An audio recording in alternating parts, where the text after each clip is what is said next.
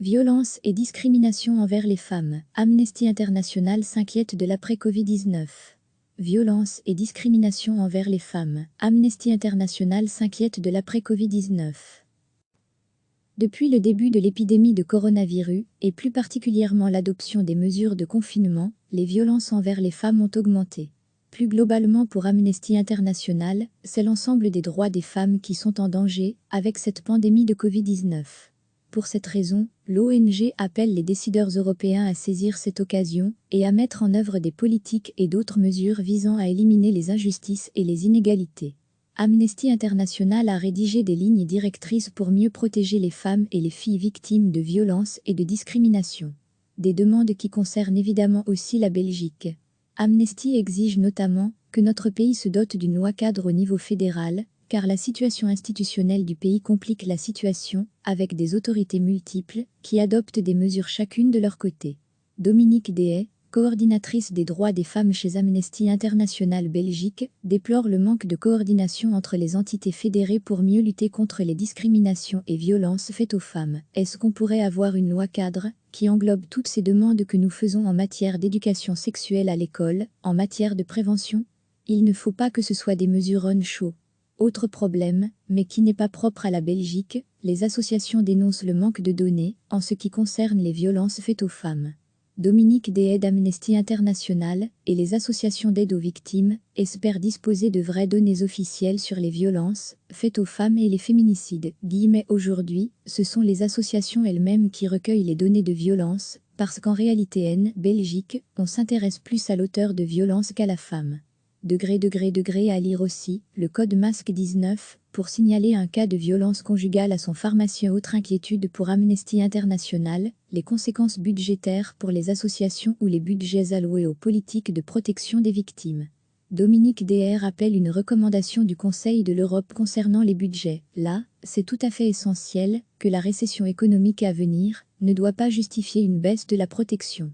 La protection n'est déjà pas énorme, mais là il ne faut absolument pas qu'à la sortie de crise, on diminue les budgets.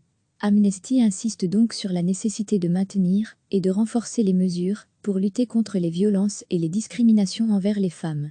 Mais l'ONG souligne aussi les mesures concrètes déjà prises en Europe. Amnesty cite notamment l'Espagne et ses tribunaux spécialisés qui traitent les dossiers de violences faites aux femmes rapidement et efficacement. Chez nous, la mise en place d'un code pour alerter son pharmacien est aussi citée en exemple. Depuis le début de l'épidémie de coronavirus, et plus particulièrement l'adoption des mesures de confinement, les violences envers les femmes ont augmenté. Plus globalement pour Amnesty International, c'est l'ensemble des droits des femmes qui sont en danger avec cette pandémie de Covid-19. Pour cette raison, l'ONG appelle les décideurs européens à saisir cette occasion et à mettre en œuvre des politiques et d'autres mesures visant à éliminer les injustices et les inégalités. Amnesty International a rédigé des lignes directrices pour mieux protéger les femmes et les filles victimes de violences et de discrimination. Des demandes qui concernent évidemment aussi la Belgique. Amnesty exige notamment que notre pays se dote d'une loi cadre au niveau fédéral, car la situation institutionnelle du pays complique la situation, avec des autorités multiples, qui adoptent des mesures chacune de leur côté. Dominique Dehaye, coordinatrice des droits des femmes chez Amnesty International Belgique, déplore le manque de coordination entre les entités fédérées pour mieux lutter contre les discriminations et violences faites aux femmes. Est-ce qu'on pourrait avoir une loi cadre, qui englobe toutes ces demandes que nous faisons en matière d'éducation sexuelle à l'école, en matière de prévention? Il ne faut pas que ce soit des mesures on-show. Autre problème, mais qui n'est pas propre à la Belgique, les associations dénoncent le manque de données en ce qui concerne les violences faites aux femmes. Dominique Dehaye d'Amnesty International et les associations d'aide aux victimes espèrent disposer de vraies données officielles sur les violences faites aux femmes et les féminicides. Aujourd'hui, ce sont les associations elles-mêmes qui recueillent les données de violence, parce qu'en réalité en Belgique, on s'intéresse plus à l'auteur de violence qu'à la femme.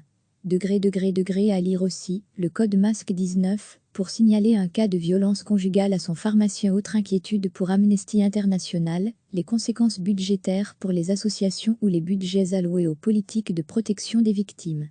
Dominique Dehaye rappelle une recommandation du Conseil de l'Europe concernant les budgets. Là, c'est tout à fait essentiel que la récession économique à venir ne doit pas justifier une baisse de la protection. La protection n'est déjà pas énorme, mais là il ne faut absolument pas qu'à la sortie de crise, on diminue les budgets. Amnesty insiste donc sur la nécessité de maintenir et de renforcer les mesures pour lutter contre les violences et les discriminations envers les femmes. Mais l'ONG souligne aussi les mesures concrètes déjà prises en Europe. Amnesty cite notamment l'Espagne et ses tribunaux spécialisés qui traitent les dossiers de violences faites aux femmes rapidement et efficacement. Chez nous, la mise en place d'un code pour alerter son pharmacien est aussi citée en exemple. Cliquez sur s'abonner pour recevoir les dernières nouvelles.